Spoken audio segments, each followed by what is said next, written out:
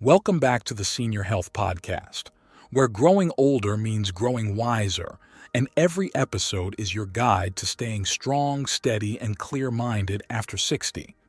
You wake up. It's 6:48 a.m. The house is quiet. You check your phone. You sit up fast. Skip breakfast. Caffeine on an empty stomach. The news is already stressing you out, and your heart's racing before you've even stood up straight. It seems normal, but for someone over 60, mornings like this quietly set the stage for something far more serious. Because research now shows that the first 90 minutes of your day can dramatically increase or decrease your risk of stroke. And most people, without even realizing it, do 5 things before 9 a.m. that push their blood pressure higher, weaken their arteries, and disturb their brain's oxygen supply. And no one is better equipped to walk us through this than today's guest, a man who's been treating stroke risk in seniors for more than 70 years. He's over 100, still walking daily, still sharp, still caring for patients, and still using food, movement, and timing as his primary prescription. Dr. Hinohara, welcome back to the show.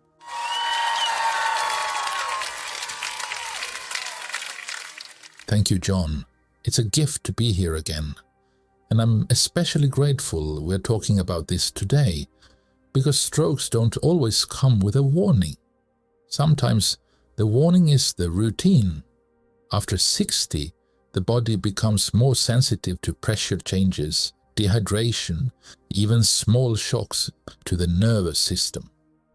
And mornings, rushed, loud, imbalanced, are when the risk is highest.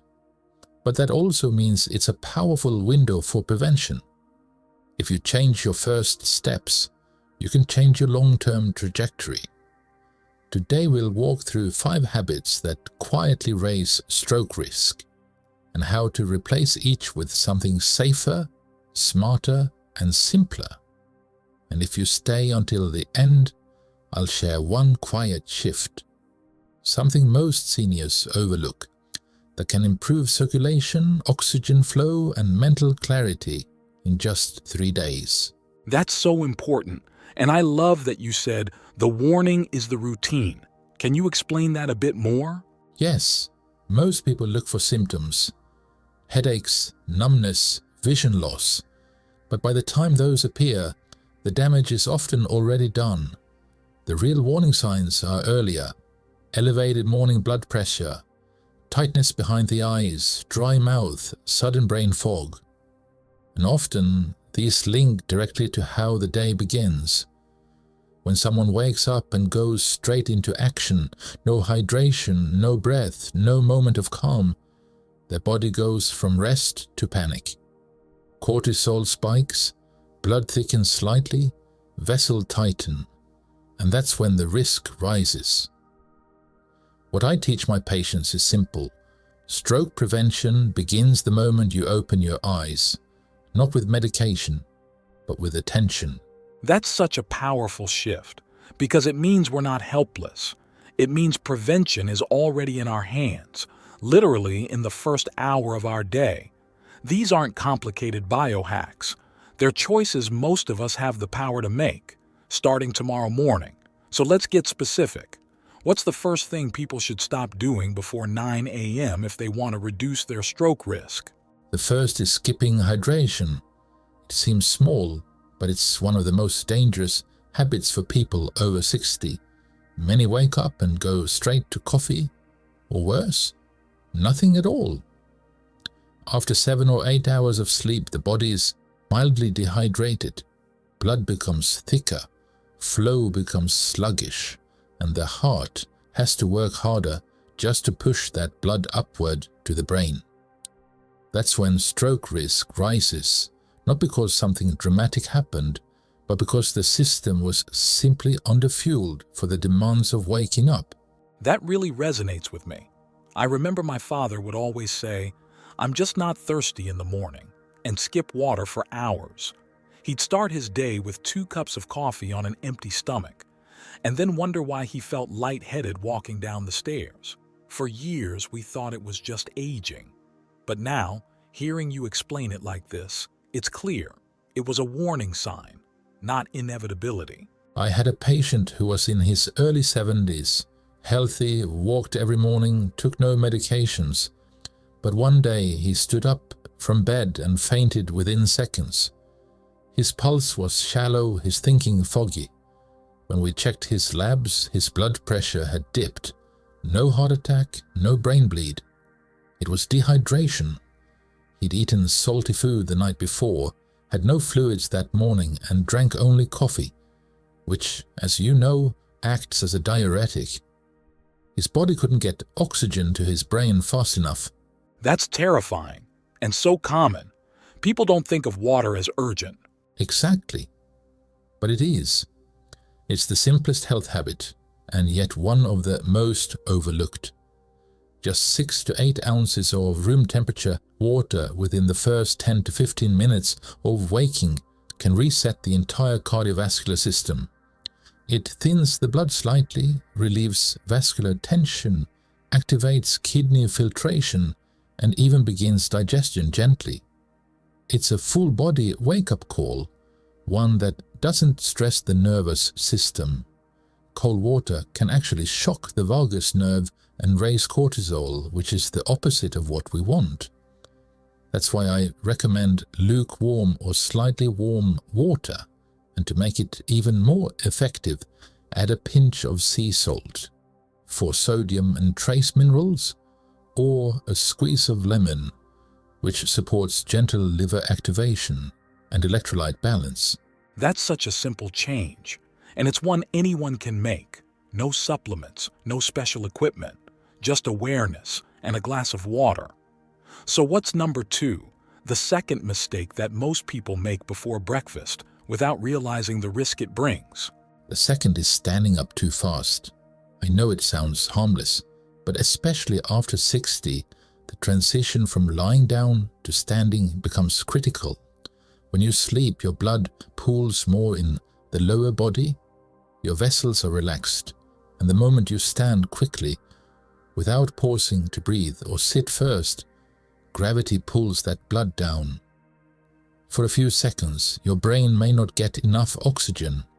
That's when we see dizziness, wobbling, even fainting. And that sudden drop, followed by a spike in the heart rate, can trigger tiny vascular injuries. They're small but repeated over time. They wear on the brain's circulation. I've heard patients call that a head rush or say, "I just got up too fast," like it's nothing. But it's not nothing, is it? No, it's a message, one that the nervous system is struggling to recalibrate. It might just be a few seconds of lightheadedness today, but in someone with high blood pressure or narrowed arteries, that's a warning. And if they fall, that creates a whole new set of risks. What I teach my older patients is this. Before you rise, roll to your side. Sit up slowly. Place your feet on the floor. Breathe. Then stand. This gives your circulation a moment to adjust, and your brain a chance to stay in control. That's such a shift from how we're taught to live: fast, get up, get going. But you're saying speed in the morning is exactly what our brains don't want. Exactly. The modern routine is urgency, but the aging body needs gentleness, especially in the first 10 minutes. Those moments determine how safely blood moves through your system and whether your brain gets what it needs. It's amazing how these small, often invisible decisions can make such a difference. And what I love is that they don't cost anything. They just ask for presence. So let's keep going. What's the third habit to rethink before 9 a.m.? The third is checking your phone immediately after waking.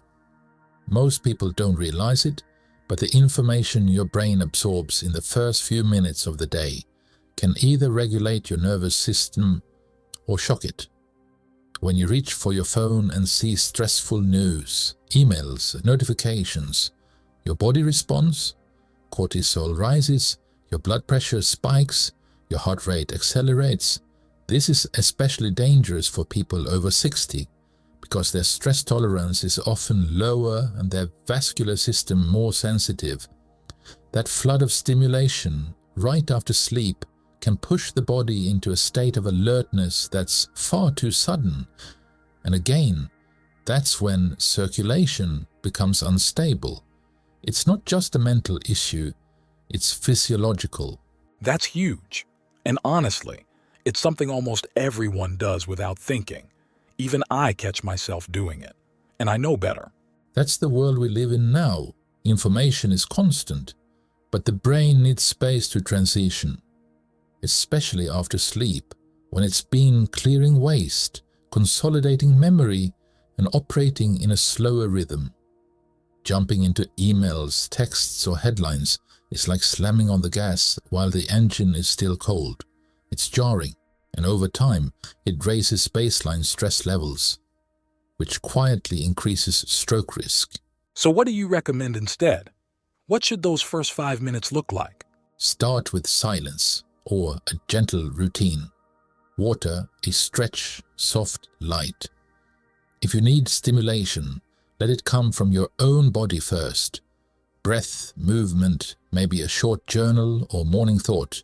Save screens for later, once the system has stabilized. It makes so much sense, and yet it's so easy to forget.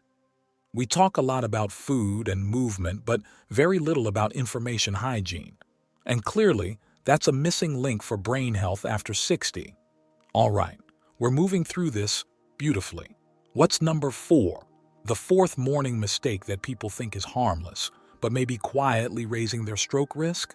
Number 4 is skipping breakfast, or worse, replacing it with just coffee.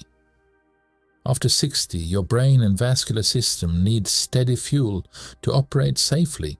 Skipping breakfast doesn't just affect energy, it triggers a stress response. Cortisol rises, blood sugar drops, and your blood vessels constrict. For someone with even mild hypertension, this creates the perfect storm for vascular strain. And when the only thing in your stomach is caffeine, that strain becomes sharper. Coffee stimulates adrenaline. Without food to buffer it, your body goes into a false fight or flight mode. That tightens arteries, raises pressure, and increases the likelihood of small vessel damage, especially in the brain. That explains so much. I know people who say, I'm not hungry in the morning, but they're exhausted by 10 a.m., lightheaded and forgetful. Exactly. Those are not personality traits. They're symptoms. Symptoms of a brain that's running without fuel. The first meal doesn't need to be big, but it does need to include something that stabilizes the blood, protein, a healthy fat, maybe a bit of fiber. Even a soft-boiled egg or a slice of avocado on toast can make a difference. And for those who really don't feel hungry, start with something warm and liquid, a broth or warm oat drink with minerals. That gently signals the body that it's time to engage, without causing a cortisol spike. It's fascinating how much timing plays a role, not just what we eat, but when. And skipping the first meal might seem harmless, but it puts our brain and heart at risk before the day even begins. That brings us to number 5. The last habit to rethink before 9 a.m. What is it? And why is it so critical? The 5th is going straight from bed to intense movement, like rushing into chores, exercise, or even a hot shower. When the body wakes, it's still in a slow, restorative rhythm. Jumping straight into exertion before your system has adjusted can cause sudden shifts in blood pressure and heart rate. This is especially risky for those with stiff arteries or underlying cardiovascular issues. I've seen patients who felt fine, then suddenly felt dizzy, nauseous, or even short of breath after bending down to make the bed or lifting something right after waking. Their vessels weren't ready. Their circulation hadn't caught up. That's something I've never really thought about. We always hear move more, start your day strong, but we don't hear how to do that safely, especially after 60. Yes, movement is essential, but so is preparation. Think of your body like a car on a winter morning. You don't floor the gas the moment you turn the key. You warm it up, check the tires, you listen for signs. Seniors need that same grace. I usually recommend 5 to 10 minutes of gentle mobility, rotating joints, soft breathing, neck rolls. It's not about exercise yet, it's about signaling the body. We're awake. Let's begin, carefully. That calm ramp-up can prevent not only falls, but sudden spikes in vascular pressure. And it's such a small shift. We're not talking about changing your whole life, just reordering how your morning flows. That's what I love about all 5 of these habits. They're simple, they're doable, but they can truly change the trajectory of someone's health. So, before we close, I'd love to ask, if someone's been doing all 5 of these things for years, where should they start? What's one habit they can change tomorrow that might make the biggest difference? Start with the water. It's the gentlest, fastest, and most powerful shift. 1 glass in the morning, room temperature, maybe with a pinch of salt or lemon, can open the day with stability. It softens the blood, wakes the organs, and tells the brain, "You're safe, let's begin." That small act often creates momentum for the others. Because here's the truth. You don't have to change everything at once. Health isn't built overnight. It's built in mornings, and every good morning strengthens your brain's protection, your heart's rhythm, and your confidence to move through the day. I love that. Health is built in mornings. That's going to stay with me, and I hope it stays with everyone listening too. Actually, before we wrap up, I want to ask you one more time to leave us with one final line. Something simple, something someone could write on a sticky note and see every morning when they wake up. Yes, write this. Begin soft and you end strong. That's it. Your strength after 60 doesn't come from force. It comes from wisdom, from listening, from choosing calm in moments when the world wants you to rush. That one shift can change the way your entire day unfolds. If you're over 60 and you've been struggling with energy, focus, or balance, I hope this episode gave you both direction and encouragement. None of these changes are extreme, but they are powerful. They're not punishments, they're protection. And even one of them could help you feel more steady, more clear, and more confident in your body. And if this helped you, send it to someone you care about, a friend, a parent, a spouse who's still doing the same things every morning, not knowing they might be hurting themselves. These small conversations, these quiet choices, are what shape a stronger future. We'll see you next time.